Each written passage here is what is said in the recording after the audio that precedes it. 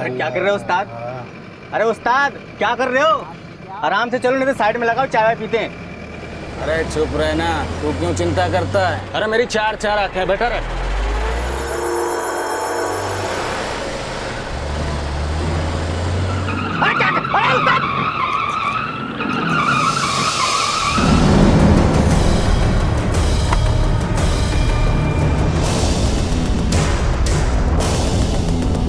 Hello,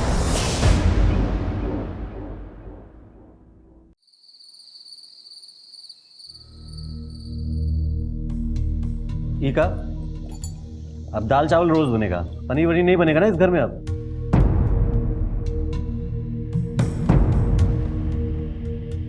रोटी में भी घी नहीं लगाया। का हो, पहली तारीख बीत गई, उसके बाद भी 10 दिन ऊपर हो गए। अरे हमारी हथेली में चवन्नी तक नहीं रखी तुम दोनों ने, और पनीर चाहिए का? हाँ, चुपचाप जो बनाए हो खा के उठ जाओ। अम्मा, अब हम भी क्या करें, अभी तक तनख्वाह ही नहीं मिली है।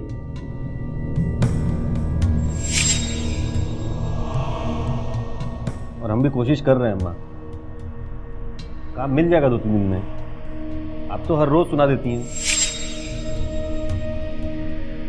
अम्मा, एक बात कहें? हाँ, हमें कल 5,000 रुपए चाहिए,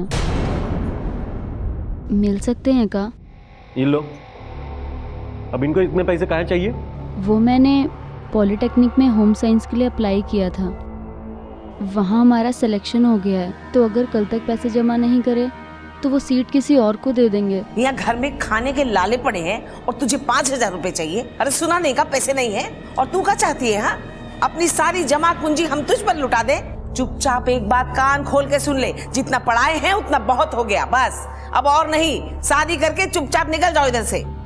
माँ जी, मैं क्या कह रही थी, एक बार उसकी बात तो सुन। तुम तो चुप करो, हमारे घर के मामले में बिल्कुल मत बोलो, समझ गई? माँ, मैं पढ़ना चाहती अरे हूँ। कह दिया ना हमने, बस हटो इधर से। अरे हट। माँ सुनो तो। माँ, कहा मामा, सुना नहीं माने का कहा। अब देख, हमारे पास पैसे हैं नहीं। हाँ, अगर तुम्हारे पास कहीं से जुगाड़ हो जाए, किसी से उधार मांग लो तो मांग लो, हम लोग पढ़ने से थोड़ी ना रोक रहे हैं तुमको।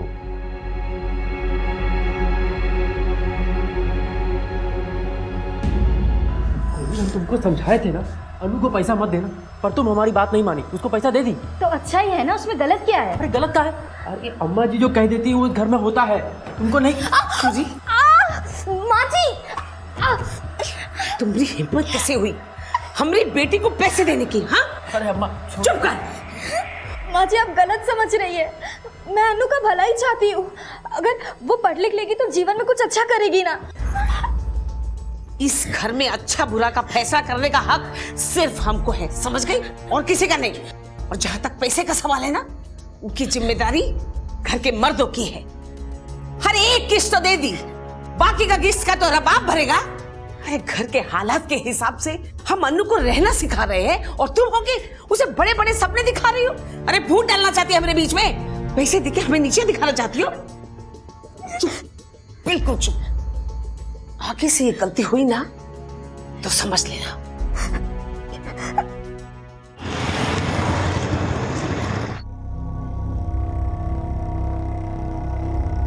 नमस्ते जी।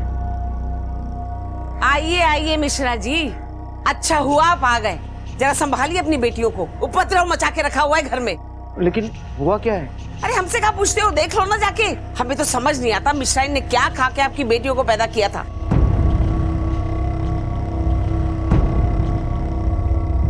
जरा देखिए, समझाइए, हमारी बात तो सुनती नहीं है। जी जी, मैं समझाता हूँ। कोयल बेटा, जिस बात से परिवार परेशान हो वो नहीं करना चाहिए। पापा, आप मुझे एक बात बताइए, आपने हमें पढ़ाया लिखाया, आपने हमें इस काबिल बनाया ताकि हमारी फैमिली को ज़रूरत पड़ने पर हम उन्हें सपोर्ट कर सके, है ना? मैं वही कर रही हूँ जो आपने मुझे सिखाया है।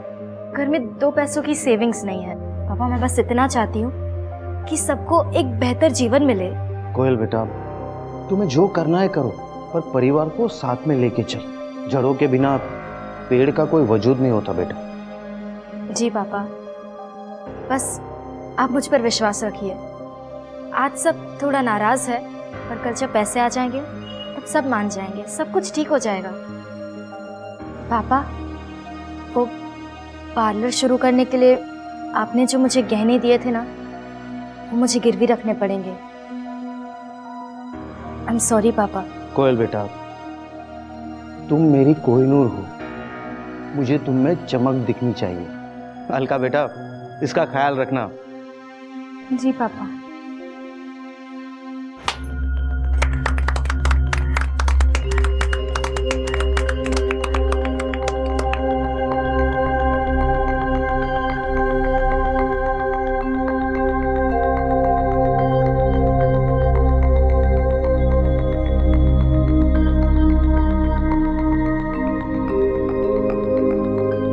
क्या हुआ दीदी? आज मेरे जीवन का इतना बड़ा दिन है, अगर घर वाले आ जाते तो। कोई बात नहीं दीदी, हम सब लोग हैं ना आपके साथ। चलिए अब अंदर चलते हैं।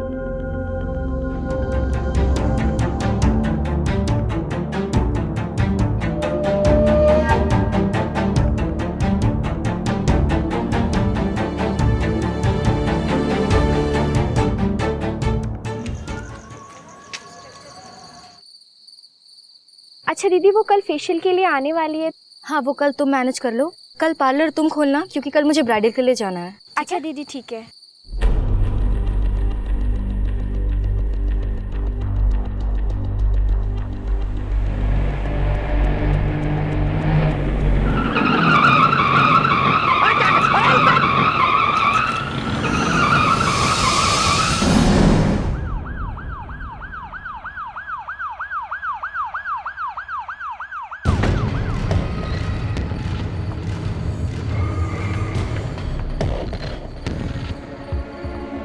साहब, मैंने ही फोन किया था। तू दारू पी के तो ट्रक नहीं चला रहा था? नहीं साहब।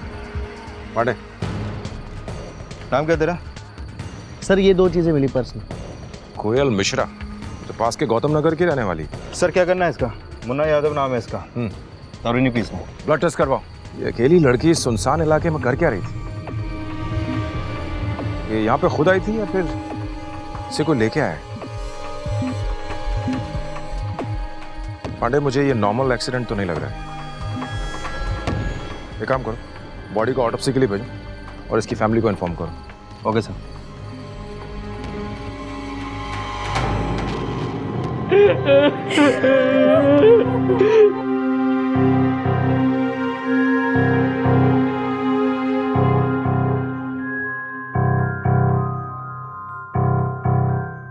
मुझे पता नहीं था कि दुनिया की तंग नजरी मेरी बेटी कोयल को मार देगी। मैंने तो सिर्फ उसे जीना सिखाया था।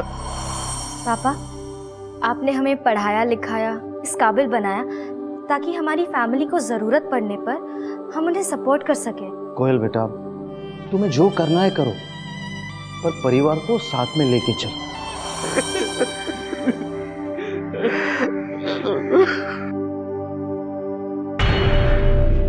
यू आर राइट इंस्पेक्टर, ये सुसाइड नहीं है। मुझे भी लगा था डॉक्टर, क्योंकि जब मैंने उसे देखा उसमें कोई मार्क्स दिखाई नहीं दिए थे सिवाय एक चेन के मार्क के। बिल्कुल, पहले उसका गला घोटा गया है और फिर उसे रोड पे फेंका गया है। और गला घोटने में ना कोई रस्सी का यूज हुआ है और ना हाथ का, किसी फ्लैट चीज से इसका गला दबाया गया। एक्सीडेंट हुआ है करीब 1 बजे, पर 9 साढ़े 9 तक ये मर चुकी थी। एक बात और इंस्पेक्टर, कुछ मार्क्स और भी मिले हैं जिसे लगता है कि पहले इसका गला दबाया गया है, फिर गले से चेन खींची गई। May be robbery. पांडे, इस लड़की के पर्स में पैसे नहीं मिले ना? नहीं सर। अगर रॉबर चाहता तो ये पैसे और चेन तो वो चाकू की नोक पर उसे धमका कर भी ले सकता था। उसे मर्डर करने का रिस्क उठाने की क्या जरूरत थी? नहीं पांडे, ना तो ये सुसाइड है और ना ही robbery. This is a cold blooded murder.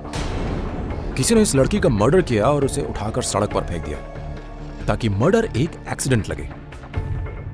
पर कौन कर सकता है ये? बापूजी ने हम दोनों बहनों की शादी एक ही घर में की ताकि जरूरत के वक्त हम एक दूसरे के काम आ सके। यही सोचकर हम दोनों ससुराल आए थे। हमारे बापूजी ने हम दोनों बेटियों को बेटों जैसा पाला था और कोयल तो हमारे घर की नाक थी। उसकी सोच हमेशा से आगे रही। नंदू, इसे अंदर ले जा।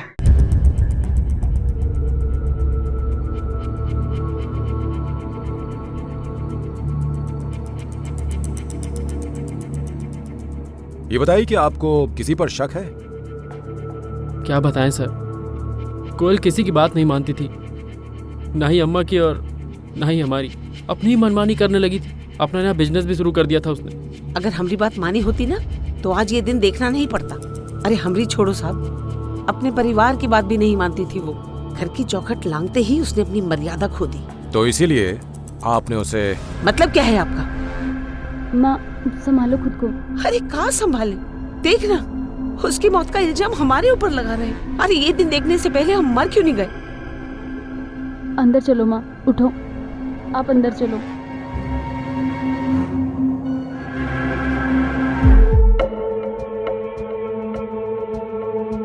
हरीश, ये बताइए कि आपने अपनी पत्नी को आखिरी बार कब देखा था?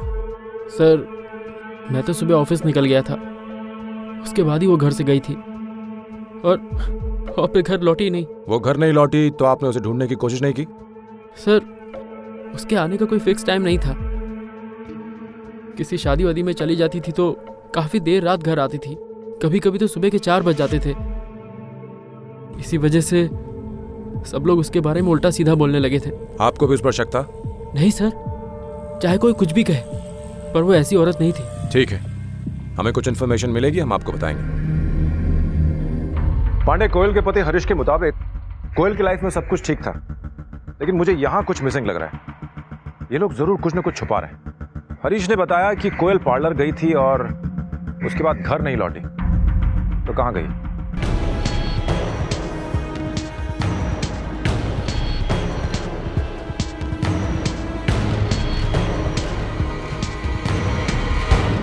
जी सर, उस दिन हम दोनों एक साथ ही निकले थे। कल पार्लर तुम खोलना, क्योंकि कल मुझे ब्राइडल के लिए जाना है। यानी कि उनका दिन प्लान था? रोज प्लान रहता है सर। हमारी दीदी बहुत अच्छी थी, पर क्या?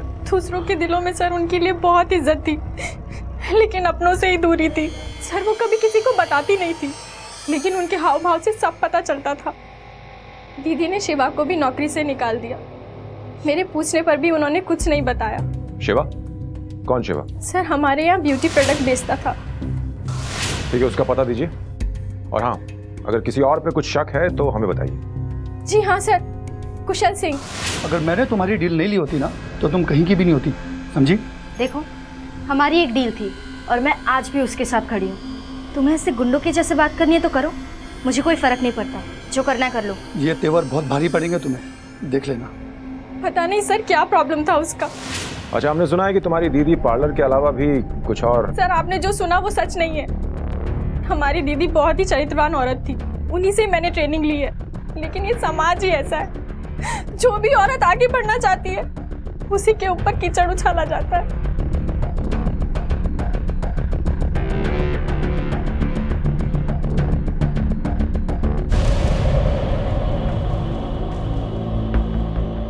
तुम्हारी दीदी कल ये ज्वेलरी पहन के गई थी? जी सर। पांडे, एक काम करो, इस फोटो की कॉपीज निकालो और सब ज्वेलर्स में बांट दो, और चेक करो कि वहां कोई इसे बेचने तो नहीं है। और हाँ, ये सीसीटीवी की फुटेज निकालो और इस कुशल सिंह को उठा के लाओ। साहब मैंने कुछ भी नहीं किया साहब। सीसीटीवी फुटेज है हमारे पास, साफ दिखाई दे रहा है तू उसे झगड़ रहा है। मैं तो सिर्फ उसे डराने के लिए। डराने गया था? क्यों? साहब सब बता दो साहब। दरअसल वो दुकान में मैं काफी दिनों से बेचने की कोशिश कर रहा था, लेकिन कोई उसे खरीदने के लिए आता ही नहीं था। फिर एक दिन कोयल मेरे पास आई। देखिए, मेरे पास एक प्लान है। मुझे आपकी जो खाली दुकान है ना, वहाँ पे एक ब्यूटी पार्लर खोलना है, और यहाँ आसपास में कहीं ब्यूटी पार्लर है भी नहीं। और किराया देने की जगह पे मैं आपको मेरे बिजनेस का 20% का पार्टनर बना देती हूँ। इससे जब बिजनेस बढ़ेगा तब आपके पैसे भी बढ़ जाएंगे। उसके बाद क्या हुआ? फिर उसका धंधा निकल पड़ा। 1 मिनट के लिए भी उसका पार्लर खाली नहीं रहता था। तो तेरे पेट में आग लग गई? नहीं साहब, मैं तो सिर्फ उसे ये कहने के लिए कहा था कि तुम इतना कमा लेती हो, मेरा मार्जिन भी 30% कर दो, लेकिन उसने मना कर दिया। यानी तूने उस लड़की को धमकी दी, वो फिर भी नहीं मानी, तो तूने उसके खिलाफ अफवाहें फैलाना शुरू कर दी? नहीं सर, ऐसा कुछ भी नहीं है। उसका बुरा करने में मेरा ही नुकसान था। अगर उसे मार देता, जो 20% मिल रहा था वो भी नहीं मिलता। क्यों? उसके मरने के बाद पूरा पार्लर तेरे नाम होता ना? नहीं साहब, पढ़ी लिखी औरत थी, पहले से सारा पेपर वर्क कर रखा था। जमीन मेरे नाम पे और बिजनेस उसके नाम पे। 80% उसका और 20% मेरा। अगर उसे कुछ भी हो जाता तो उसका सारा हिस्सा उसकी बहन अलका के नाम पे चले जाता। मेरा तो उसका जिंदा रहने में ही फायदा था।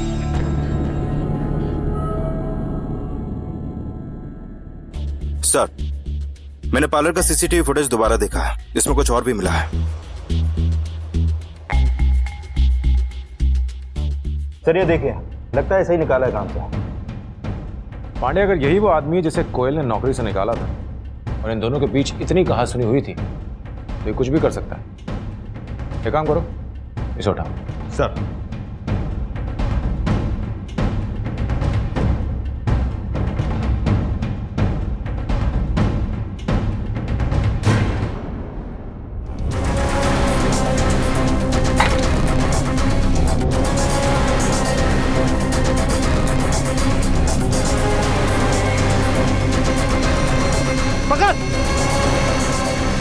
सुन, जो हमें भगाता है ना, उसे हम भागने के काबिल नहीं छोड़ते, समझ जा।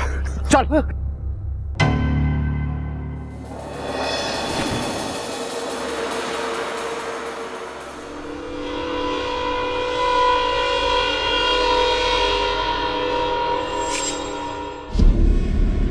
तूने पार्लर में चोरी की तो कोयल ने तुझे नौकरी से निकाला, तो तूने गुस्से में आकर उसे मार डाला? साहब ऐसा कुछ नहीं किया मैंने साहब। अगर ऐसा नहीं किया तो पुलिस को देखकर भागा क्यों? साहब मुझे लगा कि उस दिन जो पैसे चुराए उसके लिए आप पकड़ने आए हो साहब।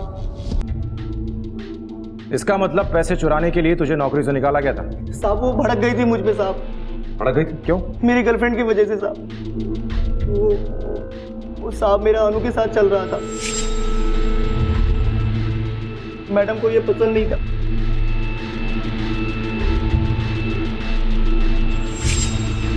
उसने बोला कि ब्रेकअप कर लो, और वैसे भी मुझे उसमें इंटरेस्ट नहीं था, तो मैं मान गया।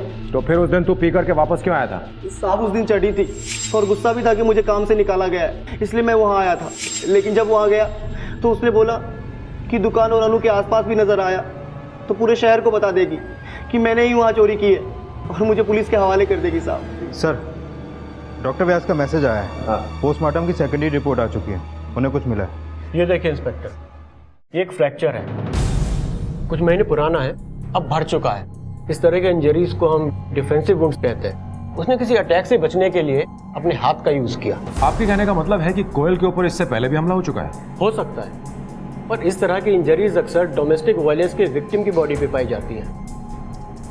पांडे, अगर कोयल डोमेस्टिक वायलेंस का वाकई शिकार हो रही थी तो हमें उसकी डिटेल्स चेक करनी पड़ेगी। एक काम करो, तुम आसपास के अस्पतालों में जाओ और वहाँ जाके चेक करो कि क्या कभी कोयल को वहाँ पे ट्रीटमेंट के लिए लाया गया था। और हाँ, पड़ोसियों से जाके पता करो कि उनके घर में आखिर चल क्या रहा। जब दोनों बहुएं शादी करके यहाँ पर आई, उसके घर में तो तमाशा ही तमाशा शुरू हो गया। अरे भाभी रुकिए, ऐसे नहीं, इस आलते में पैर रखिए फिर आगे आइए।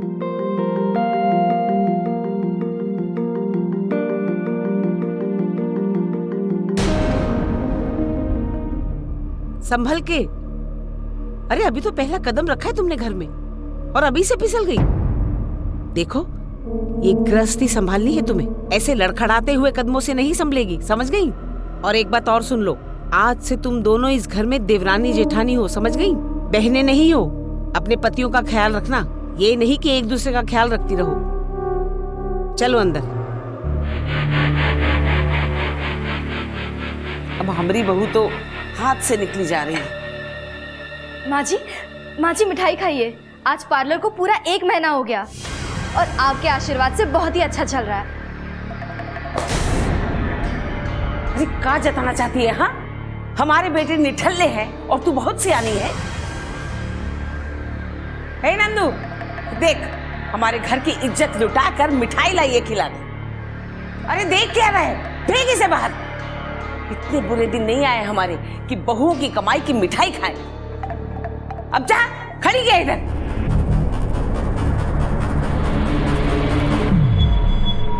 साहब, बीच में तो नया नाटक शुरू हो गया था।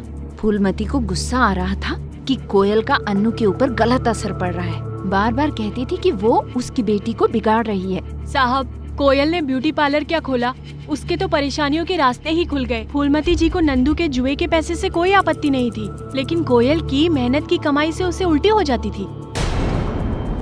सब पड़ोसियों के माने तो ये घर जितना साफ सुथरा दिखता है उतना है नहीं। रिश्तों में काफी दुर्गंध फैली है सब। बिल्कुल। अच्छा, तुमने बताया था ना कि इस नंदू को जुए की आदत है।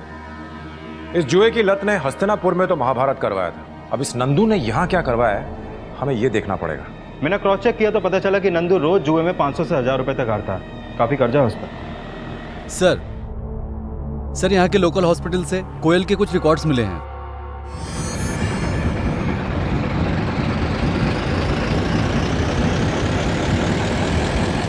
पांडे, इस फैमिली में जरूर बड़ी गड़बड़ है। एक काम करो, सबको बुलाओ, सबसे पूछताछ करते हैं। हरीश, जब हमने तुमसे पहली बार पूछा था तो तुमने बताया था कि तुम्हारी फैमिली में सब कुछ ठीक ठाक है, पर तुम्हारी माँ तो कोयल से नाराज थी। वो चाहती थी ना कि तुम्हारा और कोयल का बच्चा हो। तो फिर ये अबॉर्शन क्यों करवाया? बच्चे को लेकर कोई शक था? देखो हरीश, चुप रहने से काम नहीं चलेगा। हम लोग अच्छी तरह जानते हैं कि तुम और तुम्हारा परिवार मिलकर कोयल को पीटते भी थे। हाँ साहब, एक बार गुस्से में आके मैंने उसको मारा था। साहब, मैं बच्चा चाहता था अपनी माँ को खुश देखने के लिए, पर वो हमारी बात मान ही नहीं रही थी। इसी बात पे हम दोनों की लड़ाई हुई और उसका हाथ टूट गया। लेकिन ये अबॉर्शन क्यों करवाया? नहीं साहब, कोयल का अबॉर्शन कभी नहीं हुआ था। अबॉर्शन नहीं हुआ था? तो फिर किसका अबॉर्शन हुआ था?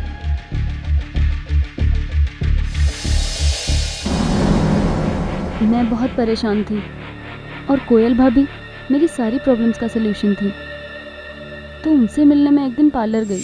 मैं जानती थी कि शिवा शादीशुदा है और वो सिर्फ तेरे जज्बातों के साथ खेल रहा है, इसलिए मैंने तुझे उससे दूर रहने को कहा था। अच्छा, तुझे अबॉर्शन कराना है ना? हाँ।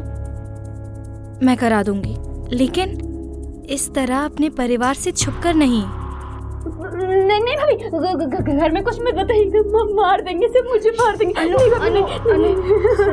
गलती करके उसे छुपाना नहीं चाहिए, बल्कि उसे स्वीकार करके उस गलती को दोबारा दोहराना नहीं चाहिए। तो भाभी के कहने पर मैंने घर वालों को सब बता दिया, और जैसा कि मैंने उनसे कहा था ठीक वैसे ही हुआ। घर में आफत टूट पड़ी। बोले थे ना हम तुमको, बिगाड़ के रख दिया हमारी छोरी को। अरे पहले उनको भर्ती करा दिया पॉलिटेक्निक में, फिर चटक पटक वाली चीजें ला के दे दी। क्या समझा था? हाँ, हमें पता नहीं चलेगा? इससे पहले कि इस घर में कुछ बवाल हो जाए, कुछ ना कुछ करना होगा। ए लड़की, एक बात कान खोल के सुन ले, इस घर के बाहर एक कदम भी अकेले नहीं रखना जब तक तेरी शादी नहीं हो जाती। और तू भी सुन ले, ये सब कुछ तेरा करना धरा है। तू लेके आई ना, अब तुझे ही ठीक करना होगा। हमारी बेटी के ऊपर एक दाग नहीं लगना चाहिए, समझ गई? आप चिंता मत कीजिए माँ जी, मैं अनु का अबॉर्शन अपने नाम से करा लूं, किसी को कुछ पता नहीं चलेगा। मेरी कोयल दिल की इतनी अच्छी थी कि इतना कुछ होने के बाद भी उसने अनु की मदद की। तुम जानती थी कि नंदू को जुए की लत है? कैसे नहीं पता होगा सर, मुझसे ही तो पैसे लेकर वो जुए में उड़ाते थे। कोयल हर हफ्ते 1000-500 रुपए करके मुझे सेविंग के लिए देती थी। और नंदू आपसे वो पैसे ले लिया करता था? नहीं देती तो क्या करती, वो मुझे मारता था। औरत पे हाथ उठाना मर्दांगी नहीं होती है। तो अपने काम से काम रख, मेरी बीवी है, मैं चाहे जो भी करूं। आप ऐसे नहीं मानेंगे, अभी पुलिस में कंप्लेन करती हूँ। हाँ तो जाना। इन्होंने ना मंगल से पैसे उधार लिए थे और मंगल इनको धमका के गया। अगर इन्होंने पैसे नहीं लौटाए वो इन्हें पेड़ से लटका के मार देगा। वो सब छोड़, सुन, अगर तूने मंगल के पैसे उतार दिए ना तो मैं तेरी बहन को हाथ नहीं लगाऊंगा। बोल, मंजूर है? ठीक है, लेकिन अगर तुम अपने शब्दों से मुकरे तो ठीक नहीं होगा। यानी नंदू के पास पैसे इस तरह आया करते थे।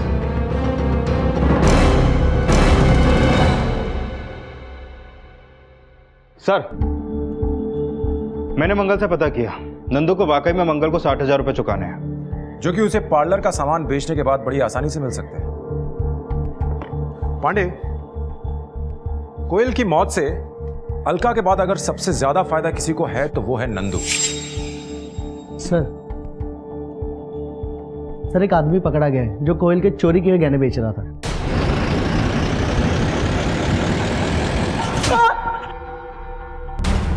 ये कहां से मिले? बोल। सर ये मेरी माँ की कसम से। ये तेरी माँ है? ये जेवर इसके हैं जो तूने इसे मारकर चुराए। बोल क्या क्या इसके साथ? बोल क्या क्या इसके साथ? जुए में जीता था साहब। जुए में? किससे? किससे? नंदू मिश्रा।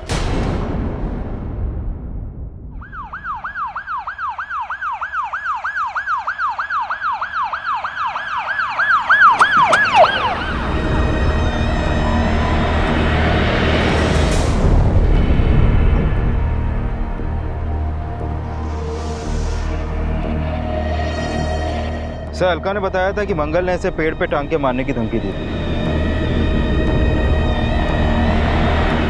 बॉडी को पोस्टमार्टम के लिए लेके जाओ। क्यों रे मंगल, नंदू को तू नहीं मारा ना? आपको क्या लगता है साहब, मैंने नंदू को मारा पेड़ से टांग कर? धमकी तो तूने ऐसी दी थी। कभी किसी को पेड़ से लटका कर देखे हैं? बहुत मेहनत लगती है। नंदू को तूने धमकी दी थी कि नहीं? साहब, आपकी ये चीज मैंने ली, अब आप इससे वापस मांगेंगे तो ये कोई धमकी है? मेरा पैसा था, मैंने मांगा, बस। अब नंदू को कौन पेड़ पर टांगा, कौन लटकाया, कौन पहुंचाया, मुझे नहीं मालूम। वैसे साहब, जिस दिन मैं किसी को लटकाने के लिए सोच लिया ना, 10 साल तक पता नहीं चलेगा कि आदमी मर गया। बस उस समय तक सिर्फ मिसिंग। जिस दिन कानून की गिरफ्त में आएगा ना, तो तेरी सारी अकड़ धुआं हो जाएगी। अभी दफा आउट। जय श्री राम।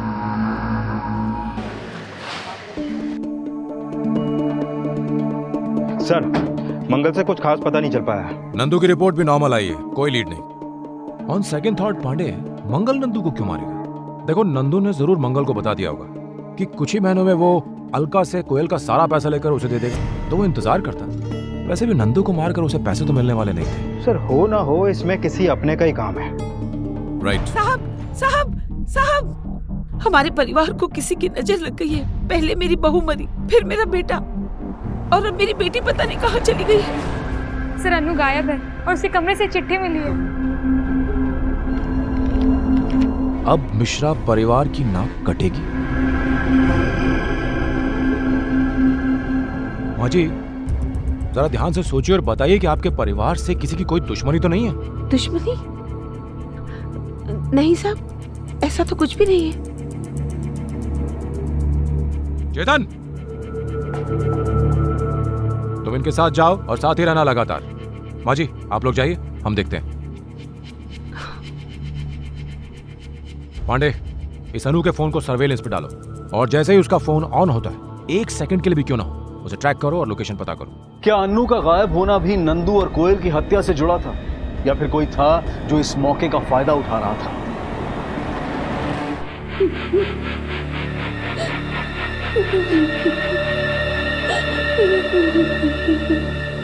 पांडे, सारे पुलिस स्टेशन में खबर कर देना।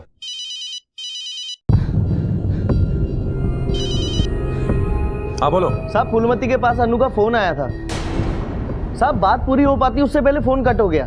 एक काम करो, उसका लोकेशन तुरंत ट्रैक करो और बताओ। जी साहब।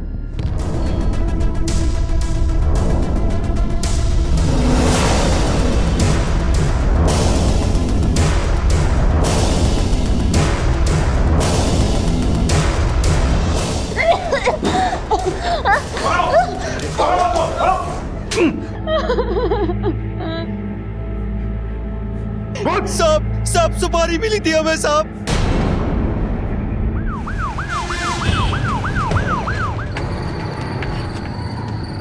रुको। अरे क्या रुको। हुआ? क्या हुआ भाभी? मेरी तबीयत। क्या हुआ भाभी? क्या हुआ आपको? भाभी आप ठीक तो है? क्या हुआ?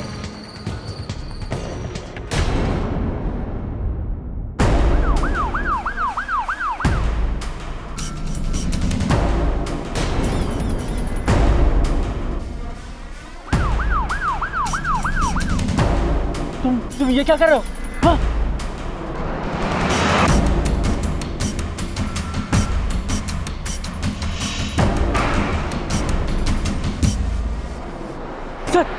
सर ये मुझे मारने की कोशिश कर रहा है।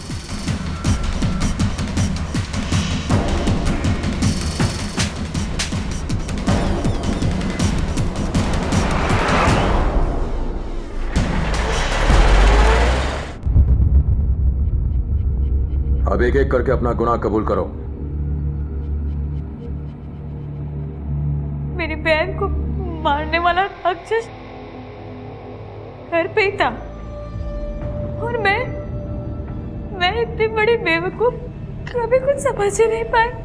पैसा कैसे हो जाएंगे आपके? अरे दीदी हमारी मरी, आपको कैसे पूरे पैसे मिल जाएंगे? हम बता रहे हैं, हम भी उतना ही जोखिम उठाए जितना आप उठाए हो। अब कौन कितना जोखिम उठाया है ना, इसका फैसला हम बाद में करेंगे।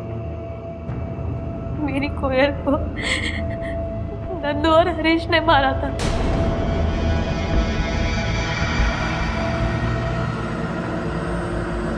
अरे एक बार तो सोचा होता अपने हाथ गंदे करने से पहले, कानून के दरवाजे पर दस्तक तो दी होती। मैं पुलिस की मदद लेना चाहती थी पर दोनों भाइयों को वकील से बात करते हुए सुना। मैं इस केस को ऐसे घुमाऊंगा कि तुम दोनों को जेल ना जाना पड़े। चाचा जी हमने मर्डर किया है। अरे तो क्या हुआ, मैं इस मर्डर को एक्सीडेंट में बदल दूंगा। कोई गवाह आ गया तो? अरे गवाह ववाह की छोड़ो, मुझ पर छोड़ो ना। मुझे कुछ समझ में नहीं आ रहा था कि मैं क्या करूं, इसलिए मैंने सूरज को फोन किया और उसने बताया कि मंगल अभी थोड़ी देर पहले नंदू को धमकी देकर गया है। फिर हमने सोचा कि अगर मैं नंदू को वैसे ही मार दूं तो किसी को हम पर शक नहीं होगा। लेकिन अनु क्यों? उसने तो कुछ नहीं बिगाड़ा था तुम्हारा। कुछ नहीं बिगाड़ा था सर, अनु ने ही सारी अफवाहें फैलाई थी। कोयल दीदी ने उसके लिए क्या कुछ नहीं किया और उसके बदले उसे क्या मिला?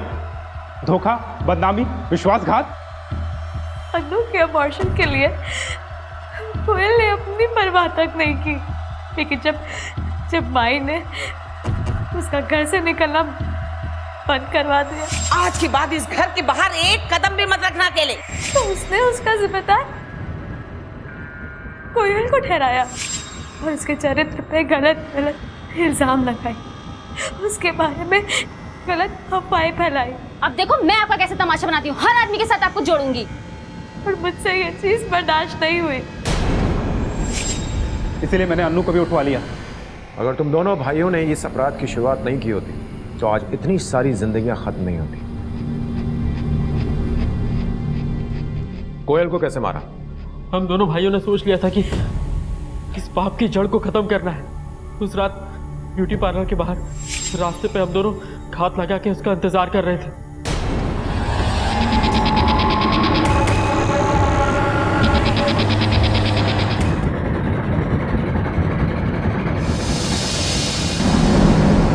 जब उस पर से ट्रक निकला तो ही हमें शांति मिली। सर उस बदचलन औरत को तो यही सजा मिलनी चाहिए थी। देख रोज, मैंने अपने कानों से सुना कोयल नंदू भैया से कह रही थी कि अगर मुझे खुश रखोगे तो पैसे मिलेंगे। जीते जीते उसकी इज्जत की नहीं, मरने के बाद तो उसकी इज्जत मत उतारो। उसने ऐसा इसलिए कहा था ताकि तुम्हारा जुआरी भाई मुझे ना मारे, कुछ अच्छा काम करे तो वो खुश होगी। लेकिन तू है तुम्हारी जिंदगी पे। तुम्हें तो डूब मरना चाहिए। तुम्हारी इस घटिया सोच ने न सिर्फ कोयल की जान ली है बल्कि तुम्हारे पूरे परिवार का अंत कर दिया। अब तो तुम्हारी मां के कुल में कोई रोने वाला भी नहीं बचा। और तुम दोनों ने तो अपने पिता के संस्कारों का ही खून कर डाला। फूलमती को अपने परिवार के नाम की पड़ी थी, लेकिन अपने इस रवैये से उसने क्या हासिल कर लिया, क्या मिला उसे? अपना पूरा परिवार खो दिया उसने। हरीश को कोयल की हत्या के जुर्म में हिरासत में लिया गया है। सूरज और अलका को नंदू की हत्या, अन्नू के अपहरण और बलात्कार में दोषी ठहराया गया है। और यह सब कुछ सिर्फ इसलिए हुआ कि फूलमती ने अपनी बहू कोयल के नए नजरिए को समझने की कभी कोशिश ही नहीं की। और अगर की होती तो शायद आज सारा परिवार खुशहाल होता। ये केस हमारे समाज में फैले उस दोहरे नजरिए को दर्शाता है, जहां हम अपनी बेटियों को, अपनी बहनों को पढ़ाते तो हैं, लेकिन जब बारी बहुओं को आजादी देने की होती है तो हम पीछे हट जाते हैं। क्या हम वाकई औरतों को अपने समाज की तरक्की का भागीदार बनाना चाहते हैं? क्या हम वाकई उनकी सोच, उनके जीवन का सम्मान करते हैं? वक्त आ गया है कि हम एक बार फिर अपने अंदर झांक कर देखें और ये तय करें कि औरतों के प्रति हमारा नजरिया कहीं आज भी तंग तो नहीं है। हम रोजमर्रा की जिंदगी में औरतों को जिस तरह से देखते हैं वो कितना सही है और कितना गलत है। याद रखें, हमारी महिलाएं हमारे लिए शर्म नहीं बल्कि हमारी शान है। इसी विचार के साथ अब मैं अनूप सोनी आपसे विदा लेता हूं। फिर मुलाकात होगी अगले एपिसोड में और खुलासा करेंगे एक और जुर्म का। तब तक अपना और अपने परिवार का ख्याल रखें और देखते रहें क्राइम पेट्रोल डायल 100। सबक एक को, सीख हम सबको। जय हिंद।